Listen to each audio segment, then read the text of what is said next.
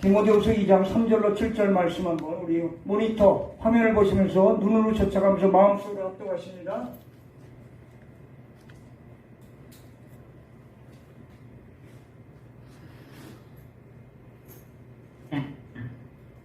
너는 그리스도 예수의 좋은 병사로 나와 함께 고난을 받으라. 병사로 복무하는 자는 자기 생활에 얽매이는 자가 하나도 없나니 이는 병사로 모집한 자를 기쁘게 하려 함이라. 경계하는 자가 법대로 경계하지 아니하면 승리자의 관을 얻지 못할 것이며 수고하는 농부가 곡식을 먼저 받는 것이 마땅하니라. 내가 말하는 것을 생각해보라. 주께서 범사에 내게 총명을 주시리라. 내가 네, 2장 3절로 7절까지 말씀입니다. 피차 전하고 들 때 잘 박힌 못이 되길 소망합니다. 우리 마음판에 새겨져서 우리 8월도 어느덧 오늘은 벌써 하루가 다 지어가죠. 주일이지만 내일부터 4일 남았죠. 9월, 10월, 11월, 12월 120일 중에 10월, 12월이 31일까지 있기 때문에 122일, 9월부터 12월이 내일부터 8월이 4일 126일 남았습니다. 너무나도 빨리 흐르는 가운데 오늘 디모데후서 2장 3절로 7절 말씀 그리스도의 충성된 일꾼이라는 제목으로 한번 잠시 5분 내외로 말씀에 은혜 받기를 소망합니다.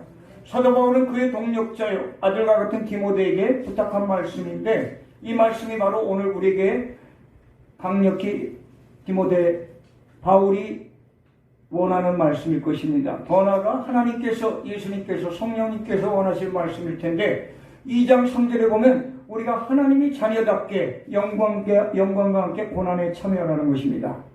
영광의 열매만을 따먹으려고 매일 돌아다니면 나에게 고생만 있어요. 영광은 없고 고생, 고난만 있는데 영광을 위하여 고난에 참여하고자 하는 자는 참여할 때마다 다시 영광으로 돌아온다는 것입니다. 이게 로마서 8장 15절에 우리는 더 이상 종이 자녀가 아니라 아빠 아버지라 부를 수 있는 특권을 주셨으니 그게 바로 우리를 양자의 영으로 주셨다는 거예요. 양자. 왜? 하나님이 본디 독생자는 독생성자는 예수 그리스도 한 분이기 때문에 우리는 하나님의 아들도 된다는 그 말씀할 수 있지만 양자의 영을 얻어서 아빠 아버지라 부를 수 있는 우리의 특권을 주신 거예요. 또 16절 17절에는 하나님의 자녀답게 영광과 함께 후사라면은 고난에 참여하라라고 로마서 8장 16절 17절을 말씀하고 있습니다. 또한 현재에 받는 고난은 장차 받을 영광과는 좋게 비교할 수 없다고 말씀하고 있지요. 또한 디모데후서 4장 17절에는 현재의 가벼운 환난이 장차 받을 영광의 귀중한 것을 이루려 함이니라. 또한 고린도후서 4장 16절에는 우리가 낙심하지 아니하노니 우리의 겉사람은 후패하나 속사람은 날로 강건해진다. 내가 나이가 50, 60, 70 여기 있는 김재열 전도사님도 머지않아 조만간 50살에 이르를 것입니다. 그럼 제 나이는 70을 벌써 지났죠. 저도 20대 초반에 군대 가기 전에 학교 다닐 때 장발로 길렀던 기억이 납니다. 아버님 집에 어머님 장례 소천하시고 사진첩을 들여보니 서산대사도 아니고 삐쩍 마르고 먹지 않고 돌아다니며 친구들과 어울려 장발 이런 사진이 있는데 그건 띄우지 못했고 거진 30살 남짓의 어머니 회갑대 사진을 띄웠더니 김영복 목사 젊을 때랑 비슷하다고 그래요. 제가 조금 얼굴 지웠고 김영복 목사님이 날씬했을 때 사진이 두 개가 비슷하더라고요. 저랑. 그렇게 세월이 30여 년이 지났습니다. 그런데 우리는 올 한 해가 벌써 8월이 지나가고 있는데 하나님께서는 사도 바울을 통하여 디모데에게 말씀하신 그리스도의 충성된 일꾼이 되기 위해서는 고난에 참여하라고 말씀하고 있는데 4절에 보니 하나님이 병사와 같은 자세를 원하고 있습니다. 군인과 같은 자세지요. 하나님이 세상의 군인도 영장을 받아야 현역에 가죠. 방위도 마찬가지예요. 소위, 중위, 대위 위에 방위라고 그러기도 하죠. 소장, 준장, 소장, 중장, 대장 위에 병장이라고 해서 병장을 5대 장성이라고 또 여당을 합니다. 군인과 같은 자세, 하나님의 부르심에 따르고 명령에 따르는 거예요. 충성된 일꾼은 전쟁터를 위해서 군인은 필요한 것입니다. 우리는 우리의 쌀 것은 혈과 육이 아니요 마귀의 권세와 우리는 싸워야 될 줄 믿습니다. 군인과 같은 자세가 필요합니다. 충성된 일꾼이 되기 위해서는. 두 번째는 경기장의 운동선수를 비교하고 있습니다. 경기장의 운동선수는 이 당시 사도 바울이 이 글을 쓸 때는 로마 병정들의 씩씩한 모습을 감옥에 있으면서 회상했던 모습을 쓴 글입니다. 로마 병정들의 씩씩한 모습. 오늘날 지금 우리 북한 군대도 물론 씩씩해 보이죠, 외형으로. 근데 얼굴은 밝지가 않죠. 또한 그 씩씩한 군인들을 보면서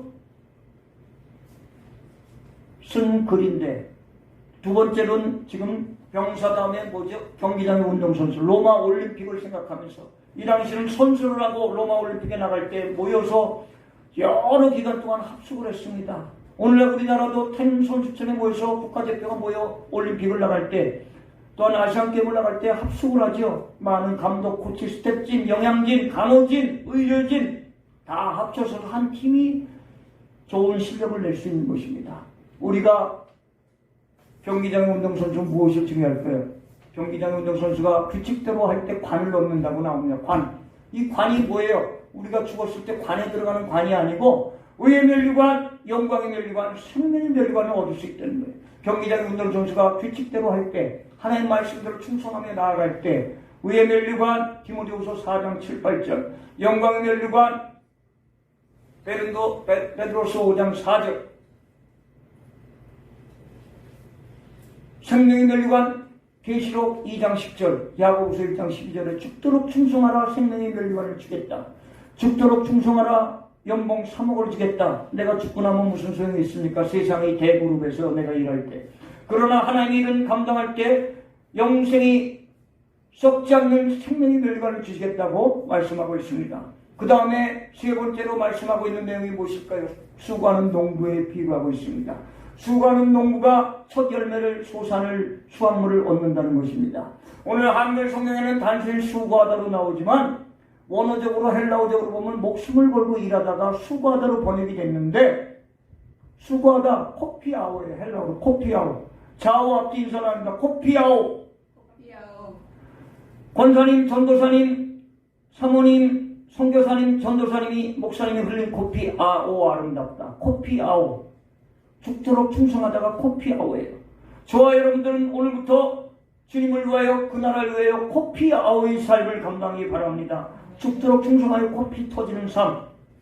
내가 피곤해서 주의를 하다가 나도 모르게 코피 흐르는 삶. 설거지를 하다가 코피가 흘렸어요. 설거지가 좀 집도 한번 해야 되지만 내가 주님의 일을 하느라 피곤할 때, 내가 성경을 말씀을 읽고 기도하다가 코피를 흘려본 적이 있습니까? 싸움박질하다 코피 흘리면 안 되죠.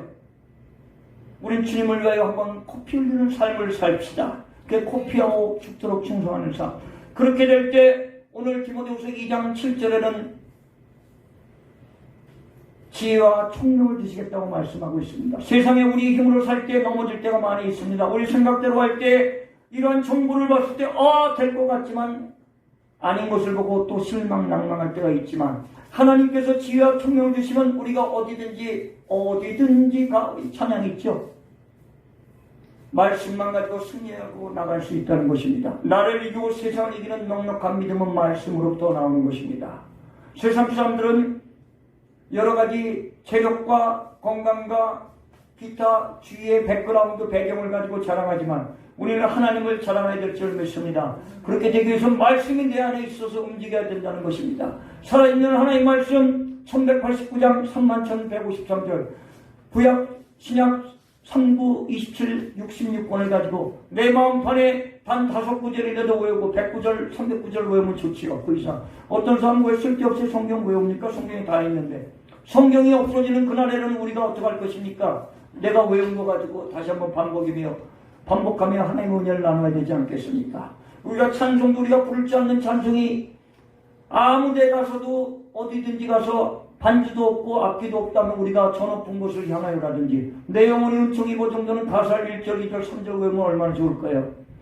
내 영혼이 은총이 주의 얼굴 뵙기 전에 높은 산이 거친들이. 내가 외울 수 있는 찬송가를 치아 3곡 이상 가사를 외우시면 좋겠습니다. 오늘 다시 본론에 돌아 결론을 맺고자 합니다. 디모데가 사도 바울로부터 받은 명령은 무엇입니까? 충성된 일꾼이 되기 위해서는 군인과 같은 자세, 두 번째는 경기장의 운동선수와 같이 규칙을 잘 지키는 자세, 세 번째는 수고하고 목숨을 거는 농부와 같은 자세, 농부는 비가 올 때 새벽 3시, 4시에 나가 농보를 봅니다. 물이 범람하지 않았나 밤잠을 이룰 수 없습니다.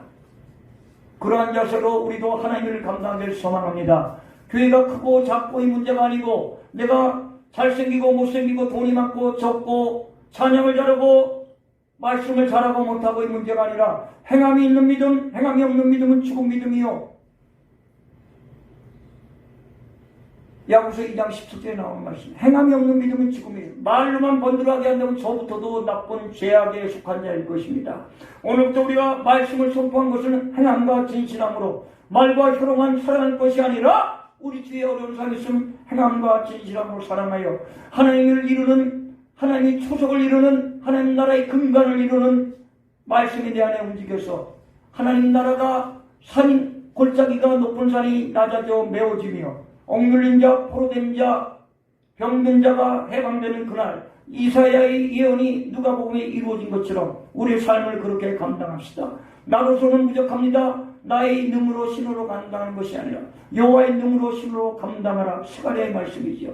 이 시대에 말이 없어, 말씀이 없어, 물이 없어 기갈이 아니라 하나님 말씀이 없어 기갈이라 아모스에 나오는 말씀이죠. 그 말씀을 가지고 오늘도 승리하며 믿음을 굳게 지키며 군인과 같은 병사 같은 자세, 운동장의 경기자 같은 자세, 수고하는 농가 같은 자세로 하여 먼저 곡식 단을 걷는 자, 지하 청명으로 세상의 청명탕을 먹지 않아도 청명한 어린이가 믿음으로 성장하는 우리나라가 될 때 세계 강국이요 선교 강국 1위를 달리는 우리나라 하나님께서 결코 저버리지 않으실 것입니다. 국내적으로 어렵고 혼탁합니까? 이나마 믿는 자, 기도하는 자가 있어서 이렇게 지켜진 것입니다. 우리 모두 하나님을 외치며 외칩니다. 하나님 감사합니다. 아멘. 마칩니다.